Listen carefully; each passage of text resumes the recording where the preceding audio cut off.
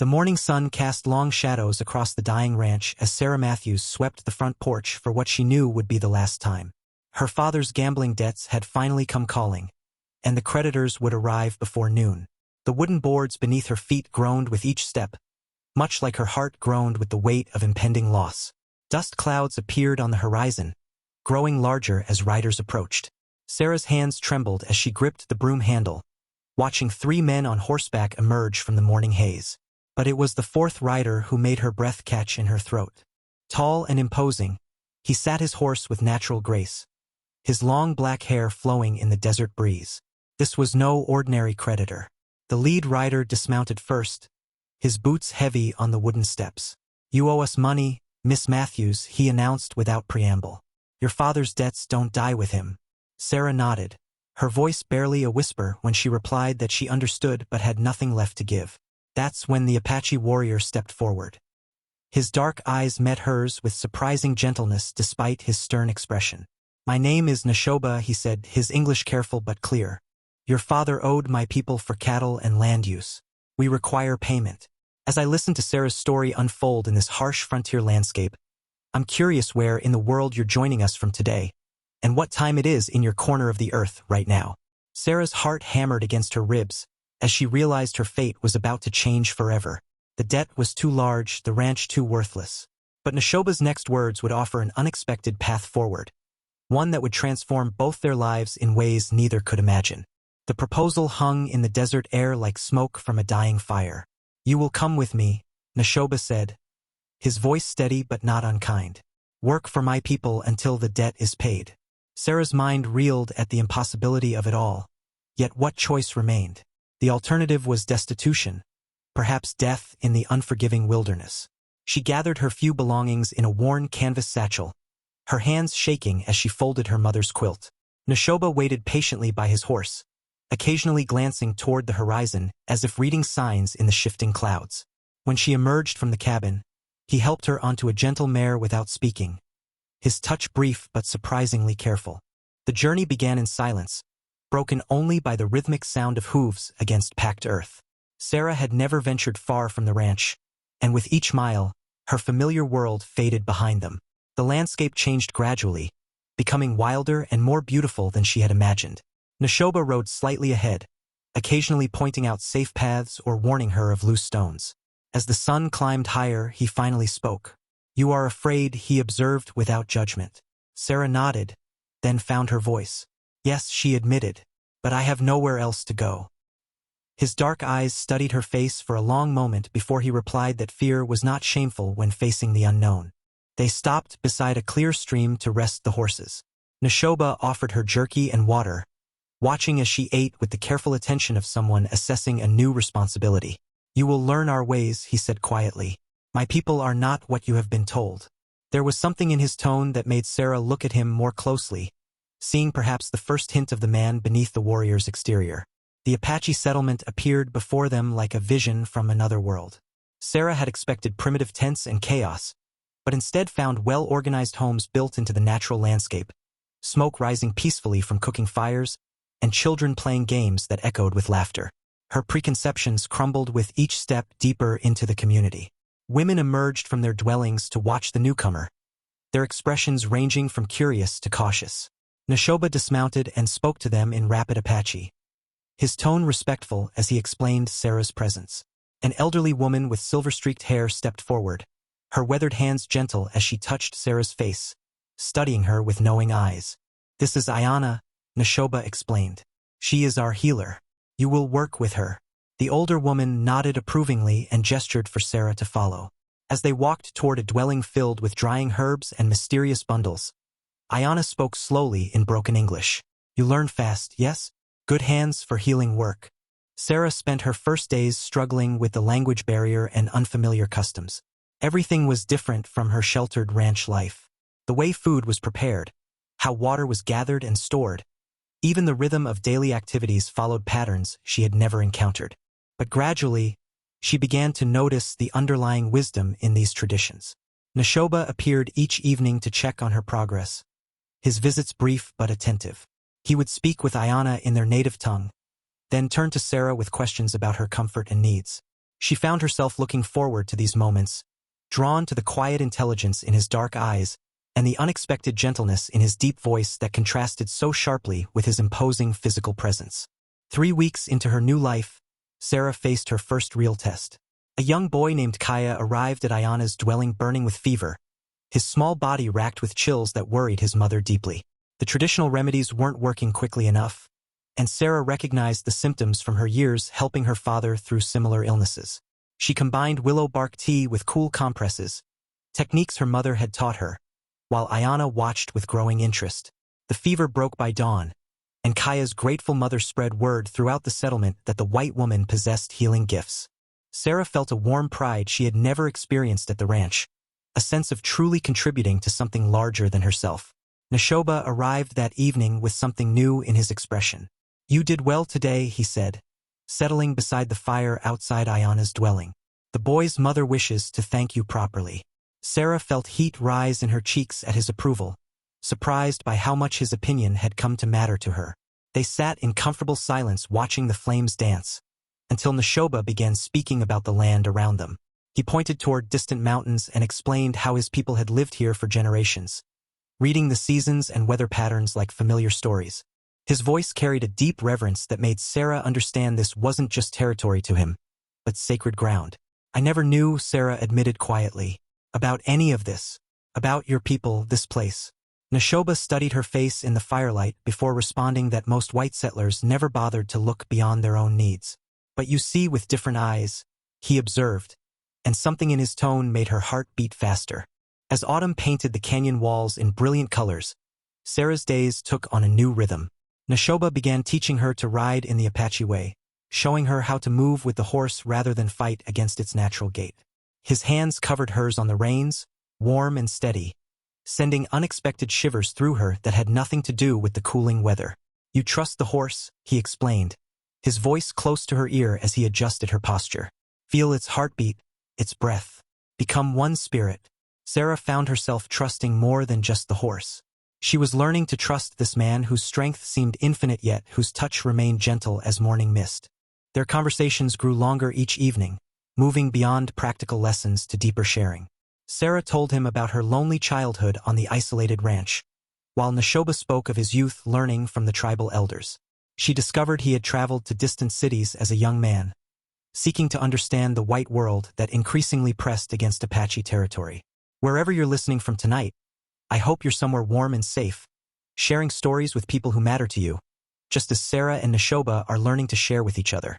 One evening, as they sat watching stars emerge in the darkening sky, Neshoba revealed the pain that shadowed his past. His wife and infant son had died during a cavalry attack 5 years earlier, victims of violence that had nothing to do with them personally. Sarah saw the grief that still lived behind his careful composure and understood why he had seemed so distant when they first met. Without thinking, she reached for his hand, offering the simple comfort of human connection.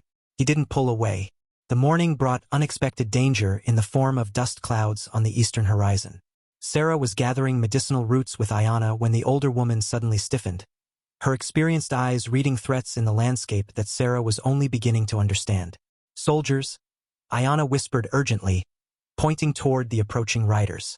Without hesitation, Sarah ran toward the settlement to warn everyone.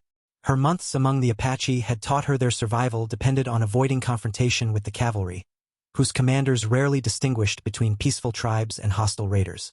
She found Neshoba directing the swift concealment of horses and weapons, his movements efficient and calm despite the urgency. "You warned us," he said when he saw her, surprise and something deeper flickering in his dark eyes. Sarah realized this was her moment of choice.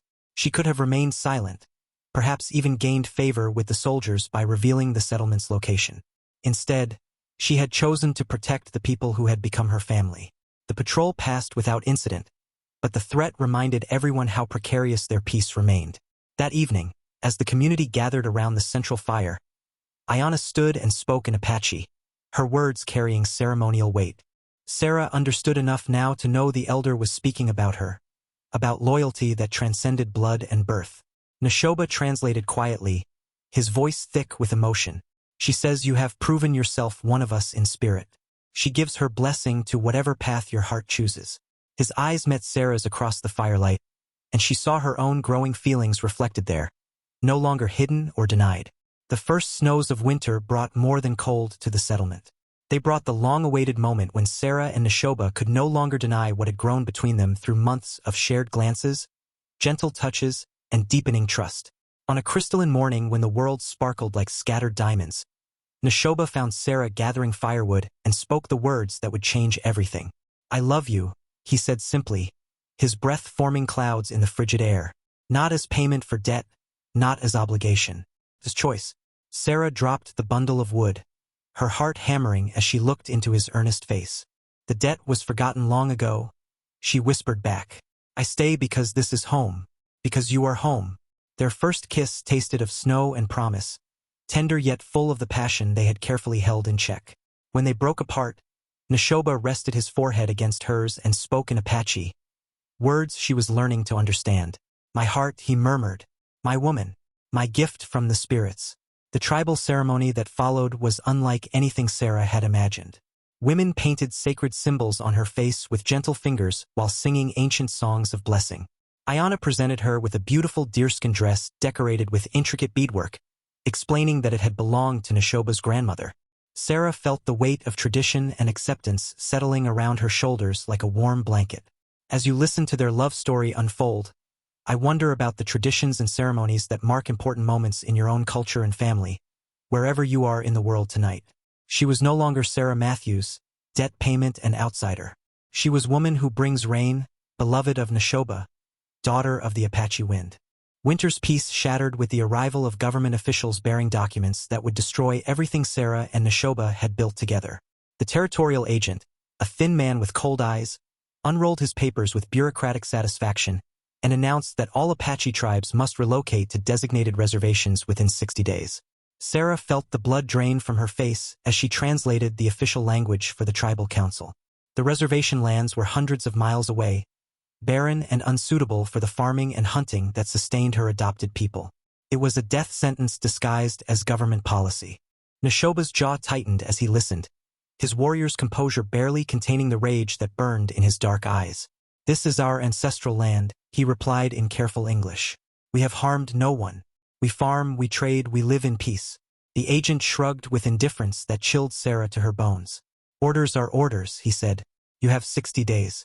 That night, as the community grappled with impossible choices, Sarah made a decision that terrified and exhilarated her in equal measure. She would travel to the territorial capital and use her knowledge of both worlds to fight for her people.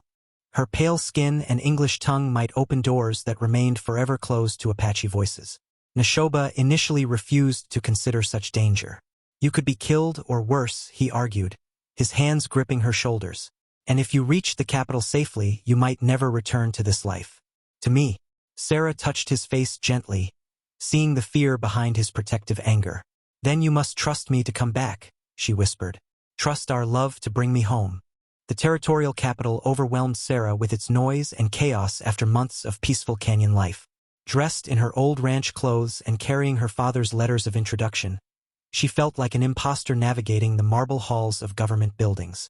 But her determination burned brighter than her fear as she sought audiences with officials who held her people's fate in their hands. Governor Harrison received her with skeptical curiosity, clearly puzzled by this young woman who spoke passionately about Apache rights and territorial peace. Sarah had prepared her arguments carefully, drawing on everything Neshoba had taught her about his people's contributions to regional stability and their innovative farming techniques that could benefit all settlers. "The Apache have developed water conservation methods that could transform this territory," she explained, her voice steady despite her racing heart. "They're not savages to be removed, but valuable allies who can help this land prosper." Governor Harrison leaned forward with growing interest as Sarah described the irrigation systems and drought-resistant crops her adopted tribe had perfected over generations. Meanwhile, back at the settlement, Neshoba paced like a caged mountain lion, torn between pride in his wife's courage and terror at the dangers she faced. Military patrols had increased their presence in the area, and whispers reached the camp that some officials preferred the simplicity of armed removal over negotiation.